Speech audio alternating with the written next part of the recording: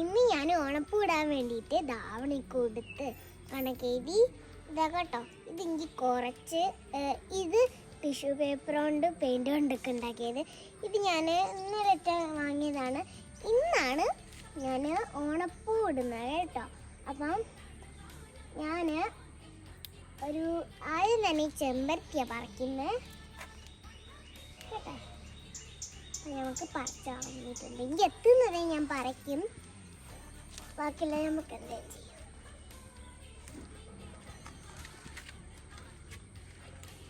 അപ്പോൾ ഇനി നമുക്ക് അടുത്ത പൂ പറിക്കാം. ആ വീട്ടിൽ കാണുന്നില്ല. അപ്പം ഞങ്ങൾ കുറേ പറിച്ച് നോക്കിയിരുന്നു, ഞാനും ഇതാനും. അപ്പം ഞങ്ങളെ കണ്ടെത്തി പോയിട്ടുണ്ടോ നോക്കാം. അപ്പം ഞങ്ങളെ കണ്ടത്തിലേക്ക് വന്നിട്ടുണ്ട്. ഇതാദ്യം നമ്മളൊക്കെ പല്ലുവേദനയൊക്കെ വെക്കുന്നൊരു പൂല്ലേ, അതാണ് അപ്പോൾ ഞാൻ ഇപ്പം പറിച്ചുകൊണ്ടിരിക്കുന്നത് കേട്ടോ. ഇപ്പം ഇതാ ഞങ്ങളെ കണ്ടെത്തി കുറേ ഉണ്ട് കേട്ടോ, അപ്പുറത്തൊക്കെ ഉണ്ട്. ഞങ്ങളടുത്ത് ഇത്ര പൂവേണോ, അപ്പം ഇതിനെ കൊണ്ട് അഡ്ജസ്റ്റ് ചെയ്തിട്ട് ഉണ്ടാക്കാം.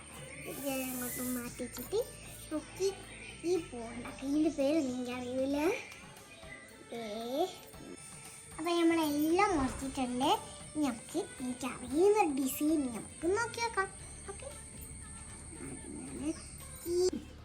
അപ്പം എല്ലാ ഓണപ്പൂ നമ്മളിതേ ഓരോ പൂക്കൾ ഇവിടെ ഇട്ടിട്ടുണ്ട്. ലാസ്റ്റുള്ളത് ഈ മഞ്ഞയാണ് കേട്ടോ. മഞ്ഞിൽ കുറേ ഉണ്ട്.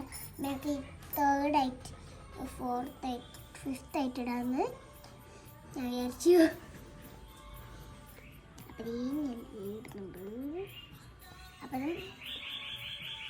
അപ്പോൾ ഇതാണ് ലാസ്റ്റ് ഡിസൈൻ. എനിക്ക് ഇഷ്ടപ്പെട്ട് ഞാനും എൻ്റെ ഉമ്മയും കൂടിയിട്ടാണ് ഈ ഓണപ്പൂ ഞങ്ങൾ ഉണ്ടാക്കി. നിങ്ങൾക്ക് ഉണ്ടാക്കി ഇഷ്ടപ്പെട്ടില്ല ലൈക്ക് ചെയ്യണം, സബ്സ്ക്രൈബ് ചെയ്യാൻ മറക്കല്ലേ. ഹാപ്പി ഓണം.